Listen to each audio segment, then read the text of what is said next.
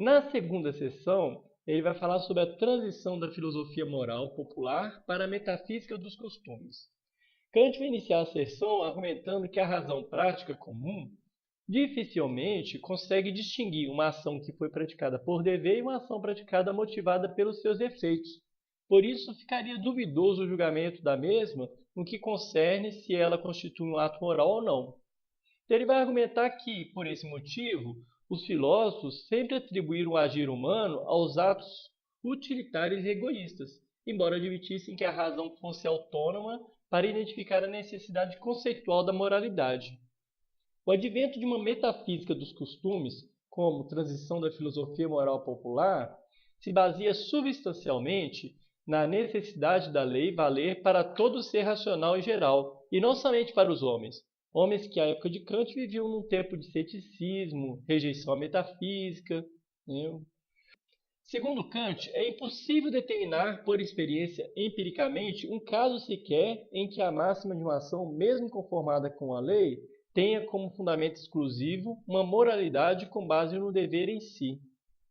Sua intenção nessa seção, portanto, é demonstrar a existência de uma lei objetiva que vai garantir o cumprimento do dever sem que a vontade seguir pelos efeitos da sua ação.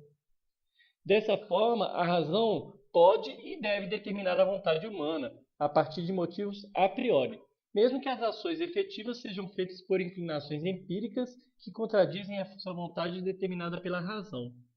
A razão pura e ao mesmo tempo prática concebe a priori a lei máxima do dever e universaliza uma necessidade a todo ser racional, mesmo que os atos em si não sejam feitos por dever e sim pelos próprios frutos das ações. A razão é pura e ao mesmo tempo prática porque, além dela conseguir determinar a priori a universalidade e a necessidade das ações, determina a vontade de forma a torná-la executável, por meio de ações que tragam conformidade com a máxima contingente e particular, que busca empiricamente motivos para sua execução.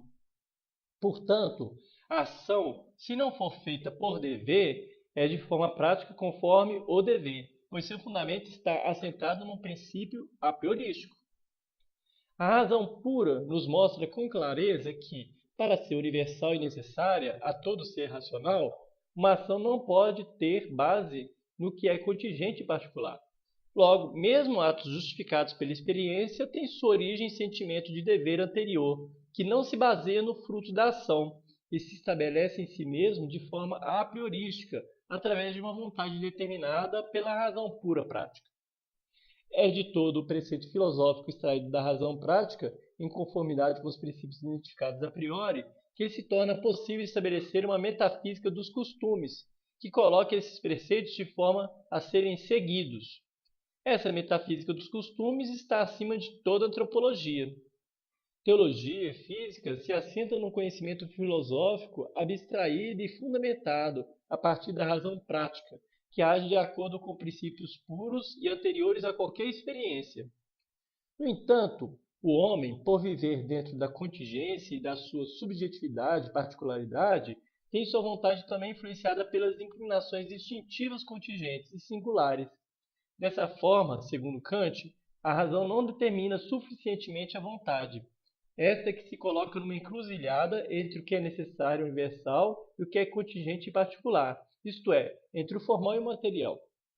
O conceito de obrigação coloca em conformidade a vontade, mesmo contingente e particular, portanto subjetiva, com a lei suprema da moralidade que é objetiva, portanto universal e necessária. Sendo cada coisa da natureza regida por certas leis, somente um ser racional como o homem é capaz de agir por princípios, isto é, conseguir direcionar sua vontade de forma que ela se guie pela necessidade e universalidade de suas ações, e não pela contingência e particularidade. Só pela razão é possível se tirar das leis ações efetivas. Logo, é de se esperar que somente a razão pura prática determine a vontade humana, mesmo sob a influência da subjetividade. Em suma, a obrigação coloca um princípio objetivo, em conformidade com a subjetividade humana. E a representação desse princípio objetivo dentro da subjetividade, constituindo a vontade, chama-se mandamento. Por sua vez, a fórmula do mandamento é designada por Kant de imperativo. Os imperativos expressos pelo verbo dever mostram a relação de uma lei objetiva da razão com a subjetividade que constitui uma vontade. O ordenamento dos imperativos pode ser hipotético ou categórico. Os imperativos hipotéticos expressam a necessidade de prática de uma ação como meio de atingir um resultado da mesma. E os imperativos categóricos expressam a necessidade de prática de uma ação por ela mesma, sem relação com o seu fim, determinada por uma vontade a priori. O imperativo que determina uma ação como meio para atingir alguma coisa é hipotético. O imperativo que determina uma ação com fim nela mesma é categórico. O imperativo hipotético nos diz sobre se a ação é boa ou não relativa a um propósito. Kant designa o princípio problemático prático imperativo hipotético, que diz que se a ação é boa em relação a um propósito possível. Designa de princípio assertório prático imperativo hipotético, que diz se uma ação boa é em relação a um propósito real e efetivo. Por sua vez, sem se referir a qualquer propósito a posteriori, o imperativo categórico se vale como princípio apodítico prático, pois declara a ação boa em si objetivamente necessária por seu caráter universal. Quando o imperativo categórico determina o bom da ação, pela disposição que se nutre da própria ação, independentemente do que atinja com ela, ele pode ser chamado de imperativo da moralidade. Kant diferencia, assim, dentre os imperativos, princípios que norteiam nossa vontade. Os imperativos de habilidade são imperativos hipotéticos, problemático-práticos, que servem como meios para atingir um fim, e são considerados bons por sua eficácia e não em si mesmos. Por outro lado, os imperativos de sagacidade são os imperativos hipotéticos, assertórico-práticos, preocupados com a melhor maneira de se atingir um fim, pois se relacionam com a melhor escolha dos meios para um fim específico e são considerados bons por sua eficiência. E por fim, os imperativos da moralidade são imperativos categóricos, que são considerados bons em si mesmos e independem dos resultados obtidos, pois seu valor está colocado pela razão pura prática de forma a priori, em conformidade com a lei máxima moral que determina a nossa vontade para agir a partir de sua necessidade e universalidade. Os imperativos hipotéticos são analíticos, pois se preocupam com os meios para se atingir um fim específico. No entanto, esse fim é contingente e particular, e não é possível estabelecer uma regra única e absoluta, portanto, universal e necessária para atingi-los. Kant, então, indaga sobre como conceber o imperativo categórico de moralidade que independa totalmente daquilo que advir dele, ou que a vontade de cumpri-lo não se circunscreva em nada externo a ele. Como seria possível o imperativo da moralidade, cuja vontade de cumpri-lo não se relaciona de forma alguma com os frutos de seu cumprimento? Kant argumenta que os outros imperativos, por serem hipotéticos e dependerem de seus resultados, sejam eles possíveis ou reais, influenciam a vontade, mas deixam a ela o arbítrio de renunciar a seus propósitos. Portanto, eles não se impõem de forma absoluta e não podem ser considerados leis supremas da moral. A possibilidade da existência efetiva do imperativo da moralidade se coloca em dificuldade por se tratar de uma proposição sintético-prática a priori. Esse imperativo deve ser único e Kant o descreve através da frase: age só segundo a máxima tal que possas ao mesmo tempo querer que ela se torne universal. Kant, nesse ponto, passa a enumerar alguns deveres a partir de imperativo único que ele descreve. Ele dá exemplos para elucidar o dever que quer definir, e antes também define a natureza como a realidade das coisas enquanto determinada por leis universais.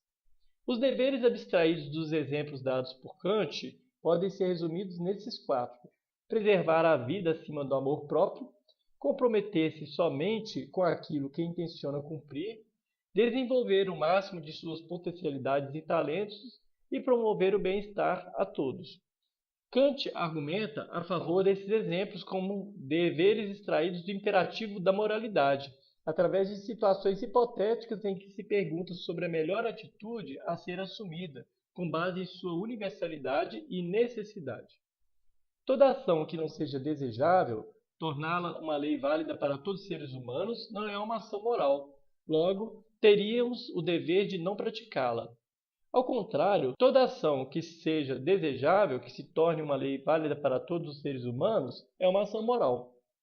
Então, Kant conclui que se o dever é um conceito que deve ter um significado e conter uma legislação real para as nossas ações, essa legislação não se pode exprimir senão em imperativos categóricos e de forma alguma por imperativos hipotéticos. No entanto, ainda não se tem provado para Kant a existência do imperativo categórico. Os exemplos dados e os deveres extraídos deles ainda podem estar contaminados por interesses a posteriori ditados por inclinações.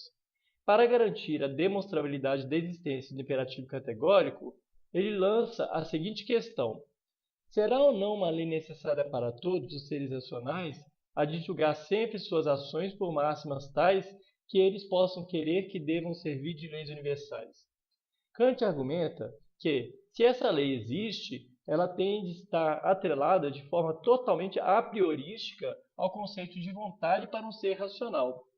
É nesse ponto que Kant se foca no título da seção e faz a transição da filosofia moral para a metafísica dos costumes, pois, segundo ele, só adentrando a metafísica, que tem o campo distinto da filosofia especulativa, é que seria possível responder a essa questão.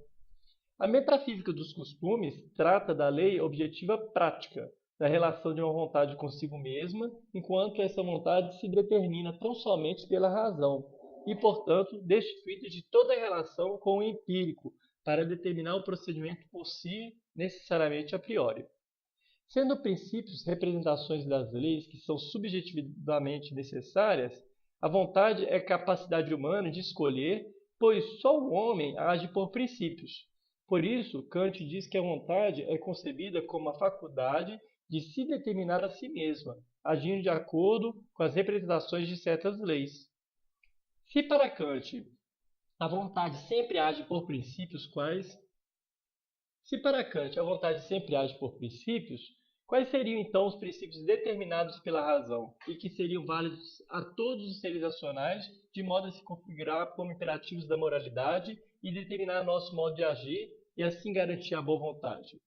Kant, para responder a essa pergunta, discorre sobre como os princípios agem. Os princípios objetivos que servem à vontade como sua própria autodeterminação são chamados fim. Nesse caso, se é posto somente pela razão, significa que vale para todos os seres racionais. Os princípios subjetivos que servem à vontade apenas como possibilidade de ação cujo efeito é um fim são chamados meios. Decorre disso que os princípios subjetivos do desejar são chamados impulso. Os princípios objetivos do querer são chamados motivo. Com isso, Kant explicita a distinção entre fins subjetivos, assentados em impulsos, e fins objetivos, assentados em motivos e válidos a todo ser racional. Os fins subjetivos são bases apenas para os imperativos hipotéticos, ao passo que os fins objetivos são bases dos imperativos categóricos, ou seja, da tão procurada lei prática que Kant deseja. Postas essas considerações, Kant investiga então qual seria o valor em si mesmo absoluto que fundamentaria o fim objetivo e referenciaria o imperativo categórico, chegando à natureza racional. A natureza racional seria, portanto, o que fundamenta o princípio supremo prático e o imperativo categórico determinante da vontade humana, já que representa, na subjetividade de cada ser racional, um fim em si mesmo, princípio, portanto, objetivo da vontade e servindo de lei prática universal. Dessa forma, Kant determina qual será o imperativo prático. Age de tal maneira que passas a usar a humanidade tanto em tua pessoa como na pessoa de qualquer outro, sempre simultaneamente como fim e nunca simplesmente como meio. Ou seja, essa fórmula aí é chamada de fórmula da humanidade. A outra primeira fórmula a gente chama de fórmula da lei universal. Então a gente vê que nessa segunda fórmula você tem uma abrangência muito maior, e até mesmo tira um pouco daquela ideia do formalismo vazio do qual Kant é muitas vezes acusado. Retomando os exemplos dados anteriormente e desenvolvendo-os sobre a perspectiva do imperativo que acaba de definir, Kant reforça seu argumento que sustenta o princípio da humanidade de toda a natureza racional como fim em si mesma. Dessa forma, o estabelece como condição suprema restritiva da liberdade das ações de cada homem, já que se constitui tanto universal, válido para qualquer ser racional, quanto necessário, já que tem respaldo na máxima de cada ser humano. Diante de toda essa exposição, fica demonstrado, segundo Kant, que a vontade se constitui uma legisladora universal, pois cada homem se vê obrigado a agir segundo a sua vontade, submetida a uma lei que a obriga a direcionar-se a ela, visto que essa lei une os interesses subjetivos a uma prática objetiva em um princípio com um fim nele mesmo. Portanto, o homem é autônomo e pode agir segundo sua vontade, já que ela está submetida, quando regida pela razão, à lei suprema da moralidade. O princípio formal supremo do dever determinado pela razão, que direciona a vontade para cumprir a lei, segundo Kant, é o princípio da autonomia da vontade. Esse princípio é vivido no que Kant denomina reino dos fins, isto é, um reino regido pela lei que estabelece a relação entre seus membros através de uma recíproca visão mútua como fins em si mesmos, constituindo uma ligação sistemática de seres racionais por meio de leis objetivas comuns. Esse princípio se opõe à vontade heterônoma e justifica e fundamenta uma vontade autônoma. A vontade autônoma confere dignidade ao ser racional, permitindo que o princípio da moralidade tenha forma, matéria e uma determinação em si mesmo, através de sua universalidade, do seu fim em si mesmo, o ser racional e as máximas em conformidade com o ideal do reino dos fins. Portanto, a natureza racional, colocando a si mesma como fim, constitui a matéria da boa vontade, que por sua vez é a vontade cumprindo as máximas que estão em conformidade com a lei universal. A vontade autônoma é, portanto, o princípio supremo da moralidade e o próprio imperativo categórico por excelência. Kant termina a sessão perguntando como é possível tal proposição prática sintética a priori e por que ela seria necessária. Mas não responde essa questão, pois, para os limites impostos para sua fundamentação na metafísica dos costumes, basta que tenha sido desenvolvido o conceito de moralidade atrelado em sua base a uma vontade autônoma e a deixa em aberto para ser desenvolvida em sua crítica da razão prática. No entanto, na terceira sessão, ele promete que apresentará os traços principais da possibilidade sintética a priori do imperativo categórico.